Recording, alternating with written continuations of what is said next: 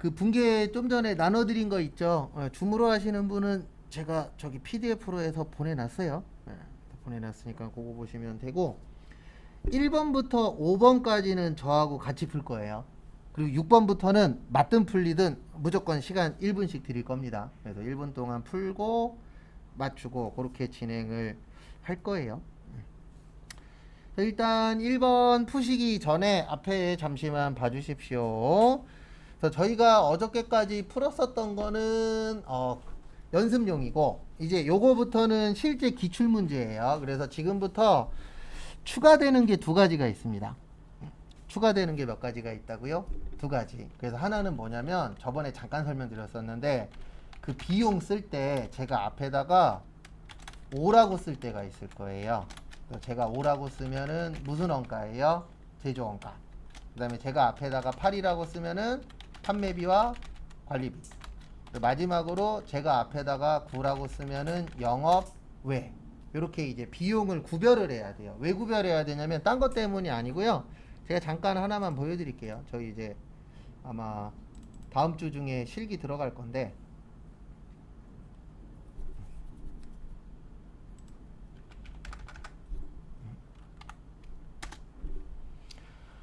저희가 이제 분계한 다음에 입력도 해야 돼요. 그러면 입력할 때 이런 부분들이 생기거든요. 아까 직원위에서 쓰는 게 복리후생비라 그랬죠. 그래서 복리라고 치면 여러 개가 나와요. 하나가 아니고. 그래서 앞에 번호를 쓰는 이유가 뭐냐면 빨리 찾으려고. 여기 앞에 보면 제가 5라고 쓰면 몇으로 시작하는 거 찾으시면 돼요. 5. 그런 식으로 빨리 찾기 위해서 여기 이제 비용을 적을 때는 앞에다 이렇게 쓸 거예요. 그리고 이제 두 번째 해주셔야 되는 게 뭐냐면 우리 그 채권하고 채무에다가 거래처 쓰라고 되어 있어요. 그래서 요거 두 가지가 이제 오늘부터 분계하실 때 추가가 된다라고 봐주시면 되세요.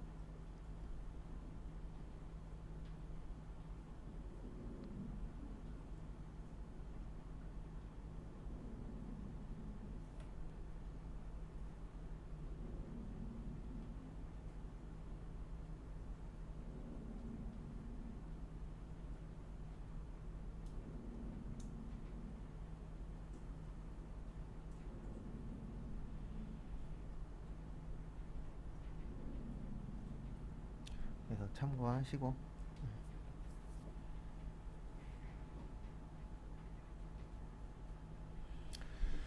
그래서 1번부터 같이 또 보도록 하겠습니다. 그래서 1번 보시면은요. 사무실을 임차하고 임차보증금 2천만 원을 저기에다가 밑줄 좀 쳐주세요. 무슨 발행하셨대요? 수표 발행. 그리고 항상 분계하실 때는 이렇게 기억하시면 됩니다. 어떻게 기억하시면 되냐면은요. 그냥 이렇게 생각하시면 돼요. 쉬운 거 먼저 하는 거예요. 뭐 먼저 하는 거예요? 쉬운 거 먼저. 그래서 뭐 발행하셨대요? 수표 발행했대요. 그러면 수표 발행하면 무슨 예금? 당좌 예금. 그래서 대변에 무슨 예금이요? 당좌 예금. 얼마 줬어요? 2천만 원 줬어요. 얼마요? 2천. 자산의 감소. 그 다음에 차변에 무슨 보증금 줬죠? 임차 보증금 줬죠. 뭐 줬어요? 임차 보증금. 그래서 차변에 무슨 보증금이요? 임차 보증금. 그래서 얼마 줬죠? 2천만 원 줬죠. 자산의 증가.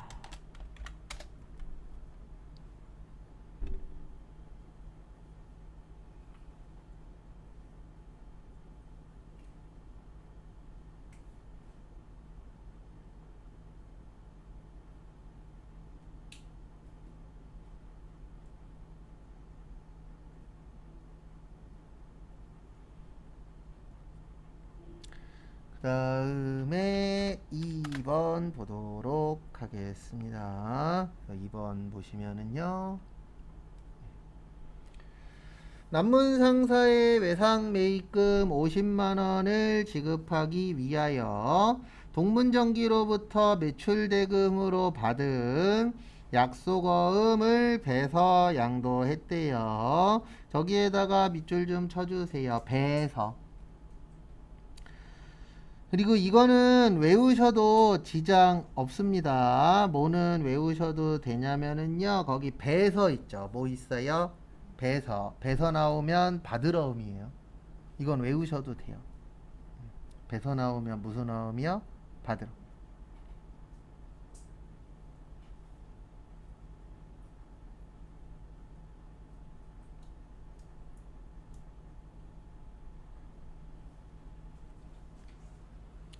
참고하시고.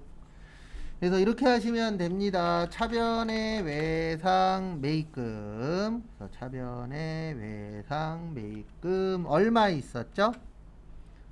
50만 원 있었어요. 그래서 돈 갚았으니까 부채의 뭐예요? 감소.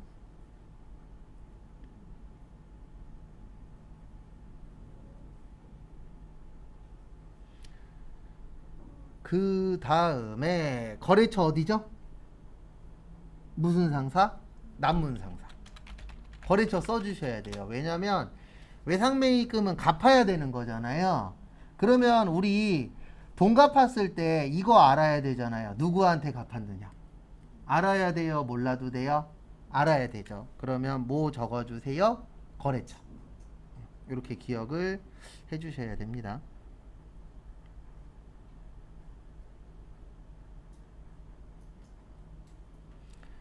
그래서 참고하시고요. 그 다음에 대변에 아까 배서 나왔죠. 뭐 나왔어요? 배서. 예, 배서 나오면 무슨 예금이요? 아, 그 무슨 어음? 받을 어음. 그래서 배서 나오면 뭐라고요? 받을 어음 처리하시면 됩니다. 그래서 받을 어음 50. 그래서 자산의 감소. 그 다음에 요 어음은 누구 거죠? 무슨 전기? 동문전기. 일단 적으시고요. 부연 설명 더 드릴게요.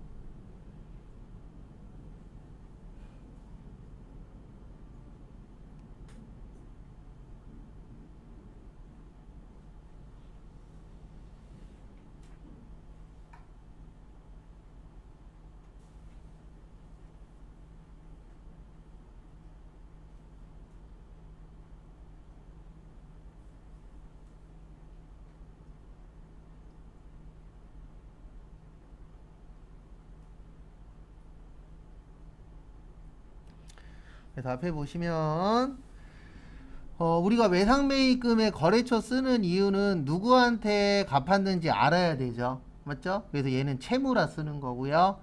받으러음도 누구 거 어음 썼는지 알아야 되거든요. 왜냐면 얘는 채권이에요. 돈 받는 건 채권이라 그래요. 그래서 채권하고 채무에는 뭐 쓰셔야 된다고요? 거래처. 그래서 제가 거래처를 쓰면은 채권 아니면 뭐예요? 채무예요. 그럼 또 이제 이렇게 질문하시는 분들이 계십니다. 채권 채무 아닌 거에 거래처 쓰면 어떻게 돼요? 괜찮아요. 아닌 거에 쓰는 건 괜찮습니다. 근데 넣어야 되는 거에 안 넣으면은 그건 틀린 게 돼버리거든요. 근데 시험 볼 때쯤 되면 90% 이상 구별해요. 왜냐면 정해져 있어요. 넣는 것들이. 지금 저희가 외상매입금에 거래처 썼죠. 그러면 외상매출금 거래처 써야 될까요? 안 써야 될까요? 써야 돼요. 그 다음에 지금 받으러움에 거래처 썼죠. 그럼 받으러움의 반대가 뭐죠? 지급어음이죠. 그러면 지급어음 나오면 뭐 써야 돼요? 거래처 써야 돼요. 이런 식으로 반대적인 거랑 같이 기억하시면 그렇게 많지 않아요. 양 자체는. 그래서 하나하나씩 익히시면 됩니다. 그 다음에 3번 저기에다가 밑줄 치세요. 추심. 뭐라고요? 추심. 그래서 추심이 뭐냐면은요. 추심이 돈 받는 돈 받는 것을 추심이라고 해요.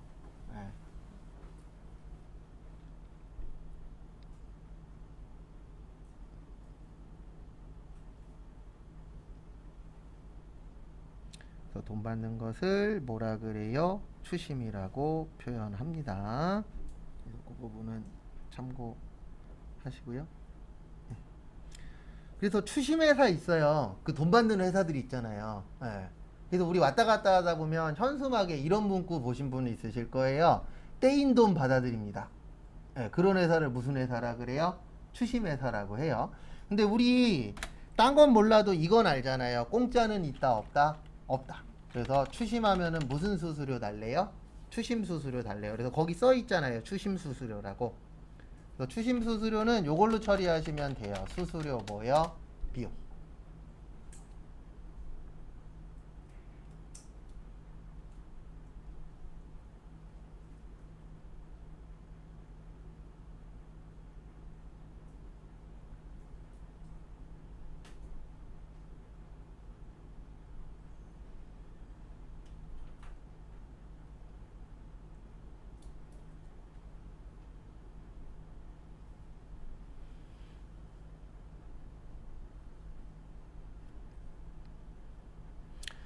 그래서 거기 보시면 추심 수수료 1,500원을 뭘로 하셨대요?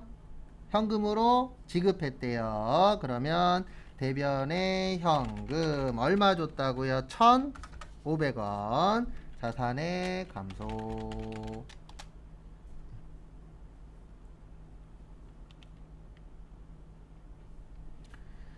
그 다음에 차변에 수수료 줬다 그랬죠? 주는 수수료 뭐라 그런다고요? 수수료 비용 얼마 줬다고요? 1,500원. 뭐의 증가? 비용의 증가. 정리하시고.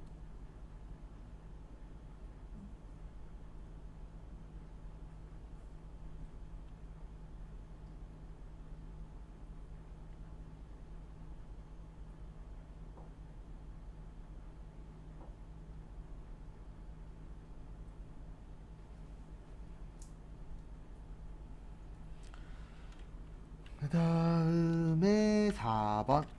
4번은 결산 때 또 할 거예요. 그래서 저기에다가 밑줄 좀 쳐주세요. 많은 것. 그러니까 분계가 어려운 이유는 하나거든요. 뭘 써야 될지 헷갈려서. 뭘 써야 되는지만 알면 맞출 수 있어요. 그래서 거기 보시면 현금의 실제 잔액이 장부 잔액보다 뭐가 돼요? 많대요. 근데 거기 지문에 차이를 안다 모른다 모른다. 그때 요게 기억나셔야 돼요. 현금 과부족. 그래서 현금 과부족은 과가 현금이 뭐 한 거예요? 많은 거예요. 뭐 한 거라고요? 현금이 많다. 그 다음에 부족은 뭐 한 거죠? 현금이 적은 거죠.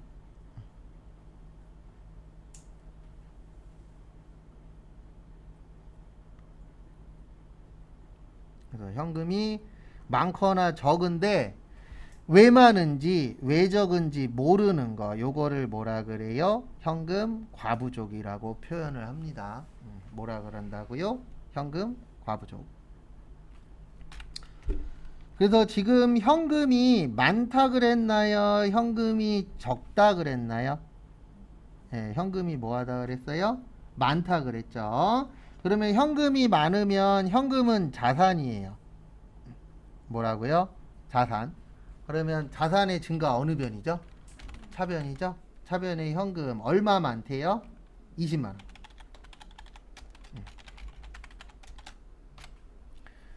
그 다음에 왜 많은지 알아요? 몰라요? 모르죠. 그 왜 많은지 모를 때 쓰는 걸 뭐라고 한다고요? 현금 과부족이라 그래요. 뭐라 그래요? 현금 과부족. 자산의 감소.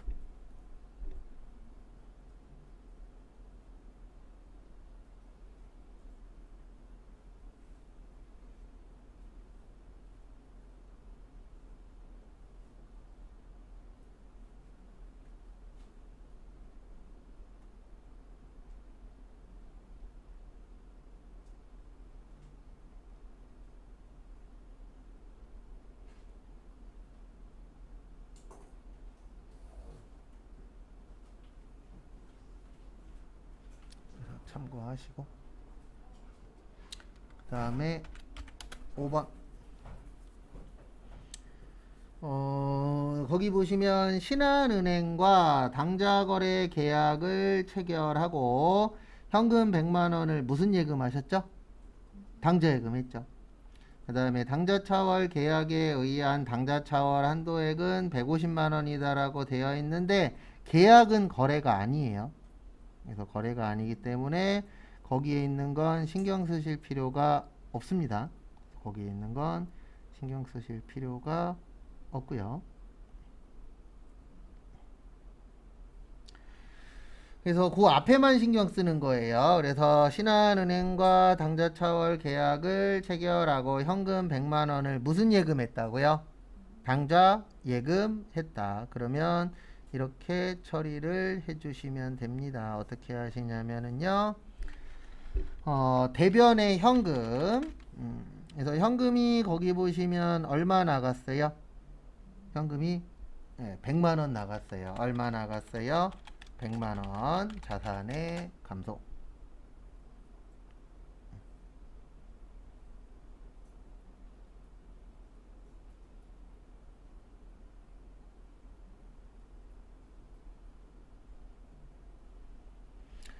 그 다음에 차변에 무슨 예금했다고요? 당좌예금. 그래서 차변에 무슨 예금이요? 당좌예금. 그래서 당좌예금으로 얼마 들어갔어요? 100만 원 들어갔죠? 그래서 자산의 증가.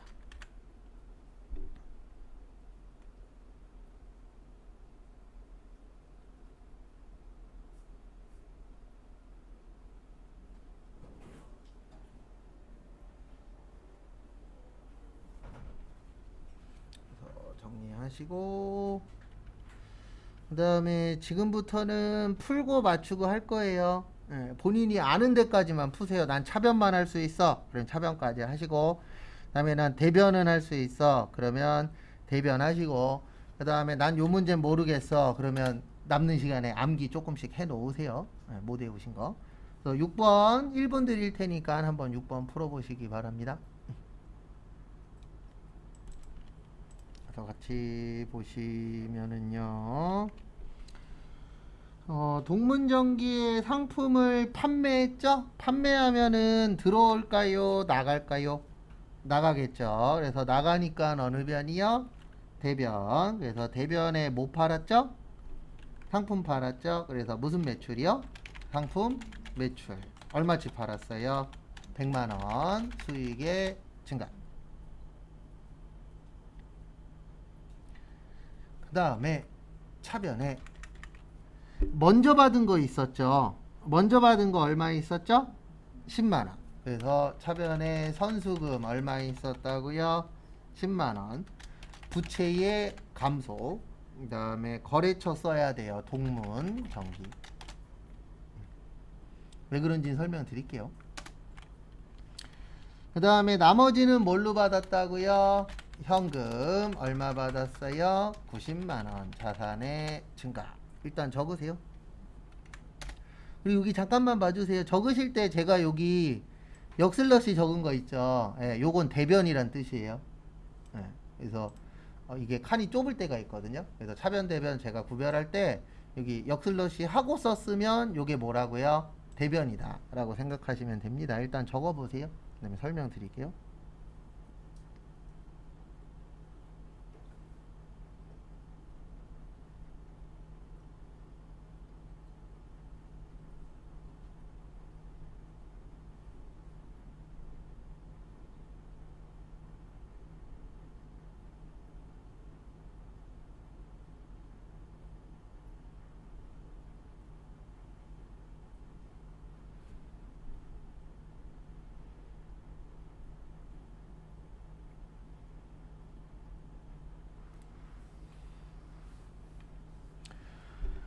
그래서 보시면 선수금은 왜 부채냐면요. 선수금의 뜻이 뭐죠? 먼저 뭐 했다? 받았다. 근데 이거는 왜 부채냐면요. 아직 물건 안 준 거예요. 그래서 우리가 돈을 먼저 받았어. 근데 이럴 수도 있잖아요. 돈을 먼저 받았는데 물건을 못 줬어. 그러면 돈 다시 돌려줘야 될 수도 있어요, 없어요? 있죠. 그래서 선수금은 내가 돈 받았을 때는 아직은 부채예요. 왜냐면 아직 내가 뭐를 안 줬으니까 물건을 안 줬잖아요. 근데 지금 물건 줬죠. 그럼 물건 줬으니까 이제 이 돈은 내 돈이잖아요. 그러면 부채로 남아있으면 돼요? 안 돼요? 안 돼요. 그래서 부채를 뭐 해주시면 돼요? 줄여주시면 되고, 그 다음에 동문전기 왜 쓰냐면 누구한테 받았는지 알아야 돼요? 몰라도 돼요?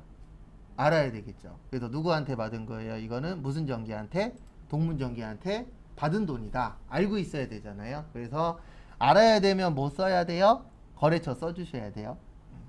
그리고 선수금의 반대는 얘는 부채거든요. 선수금의 반대는 성급금이라고 있어요. 뭐라고 있다고요? 성급금.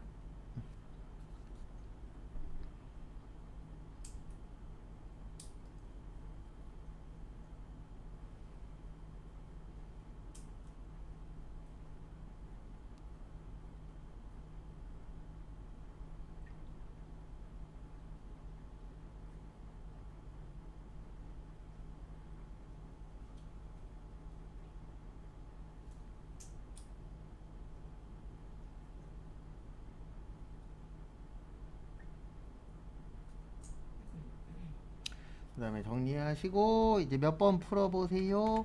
7번. 7번 한번 풀어보세요.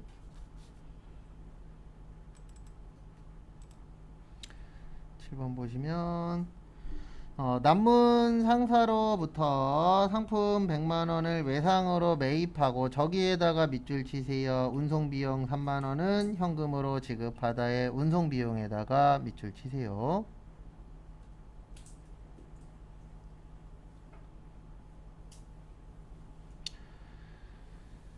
그래서 보시면은요, 보시면 그 제가 아까 이거 많이 쓴다 그랬죠. 앞으로 뭐 많이 쓴다 그랬냐면 매입 시에 뭐요? 부대 비용은 뭘로 처리한다? 원가 처리한다.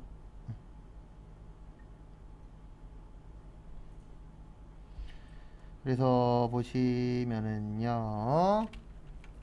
거기 보시면은 운송비용 3만원은 뭘로 줬다고요? 현금 줬다라고 되어 있죠. 그래서 일단 차변의 상품 100만원이 아니에요. 운반비 얼마 들어갔죠? 네, 3만원 들어갔죠. 그래서 얼마 되는 거예요? 103만원이 되는 거예요. 얼마가 된다고요? 103만원. 자산의 증가.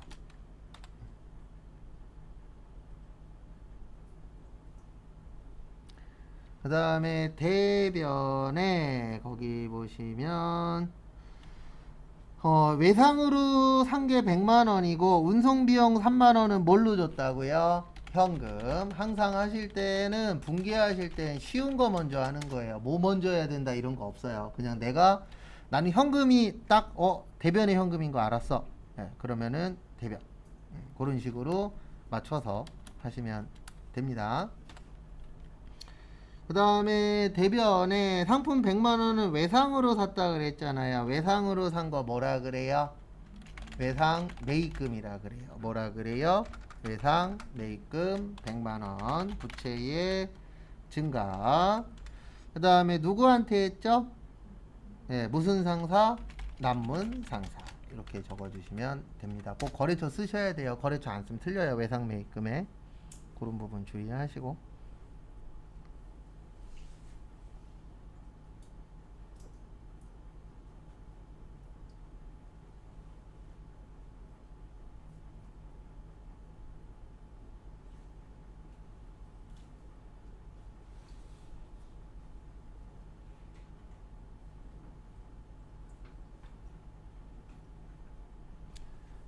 그 다음에 8번 풀어보시는데요. 8번은 일단 부연 설명을 좀 드릴게요. 그래서 거기 보시면 8번 보시면 종업원 급여 있죠? 급여는 그냥 급여예요. 뭐라고요? 급여. 그 다음에 소득세하고 건강보험료 있죠? 우리 월급 줄 때 세금 떼는 거 아까 뭐라 그랬죠? 무슨 금? 예수금. 무슨 금이라고요? 예수금. 그래서 요걸 힌트로 해서 8번 구해보세요.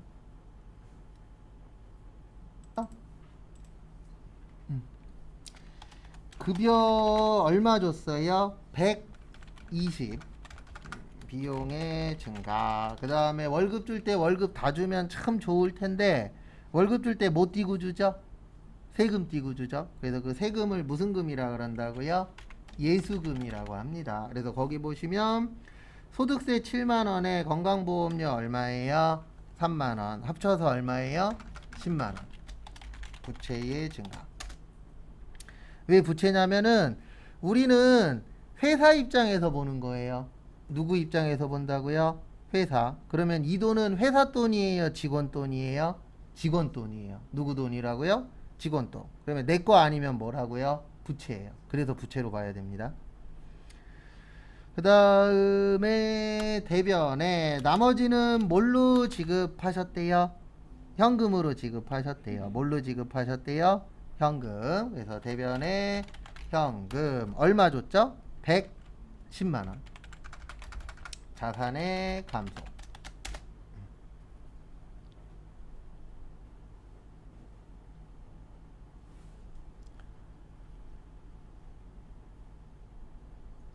그래서 조금 더 설명을 드리면은요. 조금 더 설명을 드리면 요 급여가 세전이에요. 뭐라고요? 세전. 그러면 얘는 뭐가 되는 거예요? 세후가 되는 거예요. 뭐가 되는 거라고요? 세후. 그렇게 봐주시면 되세요. 그래서 참고하시고. 그 다음에 9번 풀어보시는데 저기에다 밑줄 좀 쳐주세요. 가장 마지막에 무슨 차입이라고 되어 있죠? 단기 차입. 무슨 차입이요? 단기 차입. 그러면 단기는 긴 거예요? 짧은 거예요? 짧은 거죠. 그거 참고하시고. 그걸 가지고 한번 또 풀어보시기 바랍니다.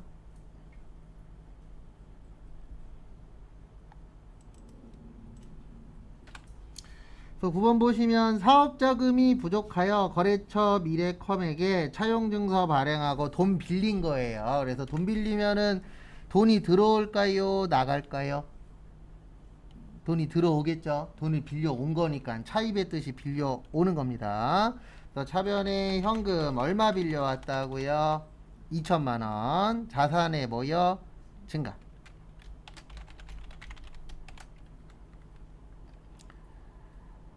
그 다음에 대변에 단기 차입금 2천만원. 부채의 증가. 무슨 컴이요? 미래컴. 왜 써줘야 되냐면 누구한테 빌렸는지 알아야 되잖아요. 그래서 거래처 꼭 적어 주시고요. 그 다음에 10번 풀어보시는데 힌트는 자동차는 차량 운반구라 그래요. 뭐라 그런다고요? 차량 운반구. 해보세요. 자동차를 사셨죠? 얼마 주고 샀어요? 1,000만원. 자산의 증가. 그 다음에 수표 발행했다. 무슨 예금이요? 당좌예금. 얼마 줬어요? 100만원. 자산의 감소. 그 다음에 잔액은 할부로 했습니다. 그러면 할부도 외상이에요. 뭐라고요?